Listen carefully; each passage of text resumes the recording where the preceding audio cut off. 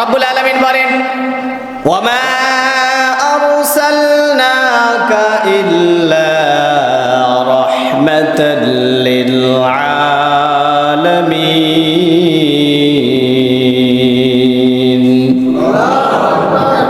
রব্বুল আলামিন বলেন, ও আমার হাবিব, আমি তো আপনাকে দুনিয়ার জমিনে, শুধু দুনিয়ার জমিনটা নয়, বিশ্ব জগতের জন্য রহমত করে দুনিয়ার জমিনে প্রেরণ করেছি। সুবহানাল্লাহ। বিশ্ববাসীর জন্য, বিশ্ব জগতের জন্য বিশ্ব নবীকে আল্লাহ পাক রাহমাতুল লিল আলামিন, রহমতের নবী, দয়ার নবী, মায়ার নবী করে আল্লাহ পাক দুনিয়ার জমিনে পাঠিয়ে দিয়েছেন। সুবহানাল্লাহ।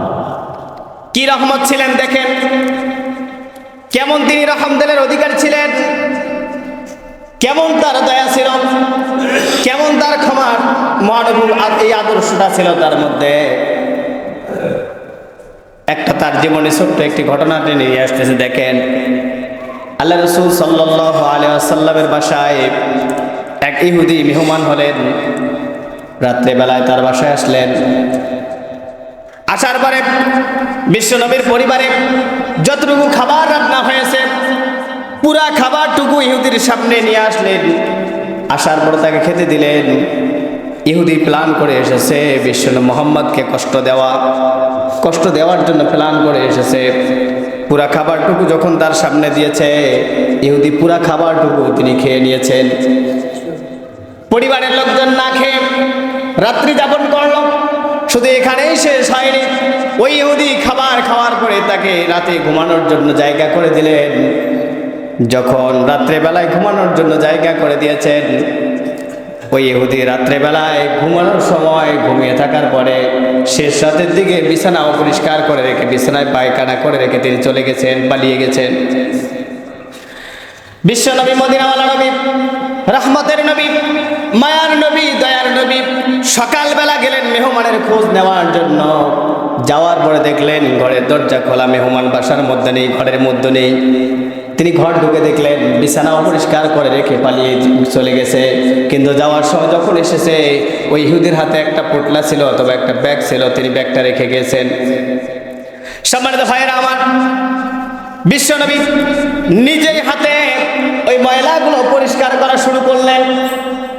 এমন অবস্থায় সাহাবায়ে কেরাম তার বাসার মধ্যে চলে এসে জিজ্ঞেস করলেন, ইয়া রাসূলুল্লাহ, ইয়া হাবিবাল্লাহ, এই কাম কে করেছে? আপনি তার পরিচয়টা জানিয়ে দেন, বলে দেন, আমরা তাকে দুনিয়াতে জ্যান্ত কবর দিয়ে দেব, শেষ করে দেব। যখন পরিষ্কার করতেছেন, সাহাবীরা এসে দেখলেন ওই দিকে প্রতিমধ্যে ইহুদির মনে পড়ে গেল, আমি যে ব্যাগটা নিয়ে বিশ্বনবী মুহাম্মদের বাসার মধ্যে রাত্রি যাপন করেছি, ব্যাগটা তো ভুলেই রেখে চলে এসেছি। এখন যদি যাই তাহলে তো মুহাম্মদ আমাকে ছেড়ে দিবে না, এর প্রতিশোধ দিবে, আমাকে শাস্তি দিবে। ভয় ভয় করে ইহুদি ব্যাগ নেওয়ার জন্য তিনি চলে আসতেছেন।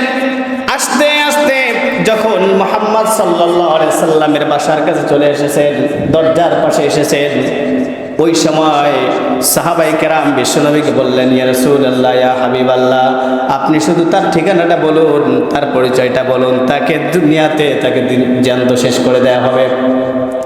বিশ্বনবী বললেন, আমার সাহাবীরা, একটু শান্ত হও, একটু ঠান্ডা হও, তোমরা তার জন্য দোয়া করো, তার হেদায়েত কামনা করো। আল্লাহ পাক হয়তোবা তার অন্তরের মধ্যে নূর ঢেলে দেবে, হেদায়েত দান করবে। সুবহানাল্লাহ। ওই সময় কিন্তু ইহুদি দরজার পাশে দাঁড়িয়ে এই কথাটুকু শোনার পরে দরজার আড়াল থেকে বের হয়ে গিয়ে বললেন, মুহাম্মদ, বলেন বলেন সাল্লাল্লাহু, আর একটু জোরে বলেন, মুহাম্মদ সাল্লাল্লাহু আলাইহি ওয়াসাল্লাম মুহাম্মদকে বললেন, ইয়া রাসূলুল্লাহ, আমি শুধুমাত্র প্ল্যান করে এসেছি, গত রাতে আপনার বাসায় এসেছি, আমি প্ল্যান করে এসেছি আপনাকে কষ্ট দেওয়ার জন্য, আমি প্ল্যান করে এসেছি আপনাকে কষ্ট দেওয়ার জন্য।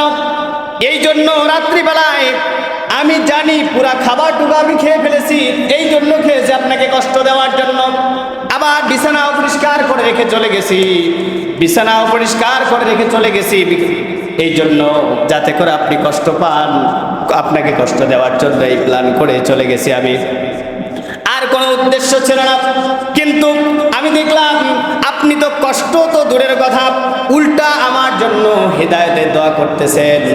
আমি আর কাল বিলম্ব করতে চাই না, দেরি করতে চাই না, আপনার হাতে হাত রেখে কালেমা পাঠ করে মুসলমান হয়ে যেতে চাই।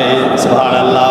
ওই সময় ইহুদি বিশ্ব নবীর হাতে হাত রেখে পড়ে নিলেন, আশহাদু আল্লাহ ইলাহা ইল্লাল্লাহ ওয়া আশহাদু আন্না মুহাম্মাদান আবদুহু ওয়া রাসূলুহু। আল্লাহু আকবার। দেখেন কেমন রহমের অধিকারী আল্লাহ পাক তো সার্টিফিকেট দিলেন, ওমা আরসালনাকা ইল্লা রাহমাতাল লিল আলামিন। ও আমার হাবিব, আপনাকে দুনিয়ার জমিনে বিশ্ববাসীর জন্য রহমত করে প্রেরণ করেছি।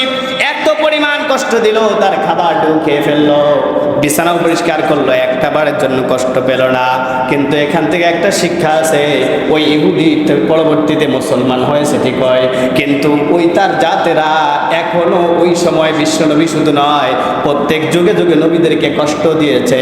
এমনকি 70,000-এরও বেশি ইহুদিরা নবীদেরকে হত্যা করেছে। এমনকি তার ওয়ারিসদেরকে, এখন নবী রাসূলের ওয়ারিসদেরকে ওই ইহুদি খ্রিস্টানরা আজও পর্যন্ত তাদেরকে জুলুম করেই যাচ্ছে। ঠিক না? ঠিক না? আজকে ইহুদি খ্রিস্টানরা তাদের একটাই প্ল্যান, মুসলমান কিভাবে নিধন করা যায়, একটাই প্ল্যান, আর কোনো পরিকল্পনা নেই।